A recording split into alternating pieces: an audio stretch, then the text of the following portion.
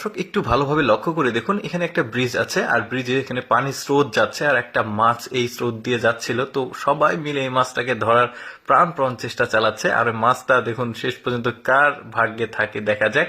অনেক চেষ্টা, কত জাল পড়েছে দেখুন, শেষ পর্যন্ত কেউ পায়নি, মাছটা কিন্তু চলে গেল। এরপরে দেখুন এখানে একটা ব্রিজ আছে আর এই ব্রিজের সাথে পানির স্রোত, আর এই স্রোতের সাথে দেখুন কি পরিমাণ মাছ, আর এই লোকটা চেষ্টা করছে মাছগুলো ধরার, এত মাছ।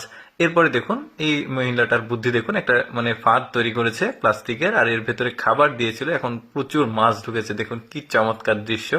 এরপর দেখুন পানি শুকিয়ে গেছে, তো নিচে একটু কাদা আছে ওই ধানের গোড়ার নিচে, আর এই কাদার মধ্যে সব মাছগুলো আশ্রয় নিয়েছে, দেখুন কি চমৎকার দৃশ্য। তারপরে দেখুন এই লোকটা কুঞ্চির সাথে বড়শি লাগিয়ে খাবার দিয়েছে, দেখুন কয়েক মিনিটের মধ্যে এই জলাশয়ে এই বড়শিতে কি পরিমাণ মাছ ওঠে। আসলে ওদের জলাশয় বেশি, জেলে কম, এই জন্য সব জলাশয়ে প্রচুর পরিমাণে মাছ থাকে। আর এর বুদ্ধিটা দেখুন, এখানে একটা পাইপ দেওয়া আছে, সম্ভবত পানি অন্য কোথাও নিচ্ছে, আর এই স্রোত পেয়ে মাছগুলো লাফিয়ে লাফিয়ে উপরে উঠছে, আর এই লোকটা ওই বুদ্ধি খাটিয়ে ওই মাছটাকে ধরে নিচ্ছে। দেখুন যে জাস্ট নেটটা দিচ্ছে, মাছ লাফালে দেখেছেন উঠে আসছে, কি তার ভাগ্য চিন্তা করে দেখুন। এরপর দেখুন এই লোকটা একটা স্কেপেটার বা ক্রেন বা যেটাই হোক এইটা দিয়ে ধরছে মাছ।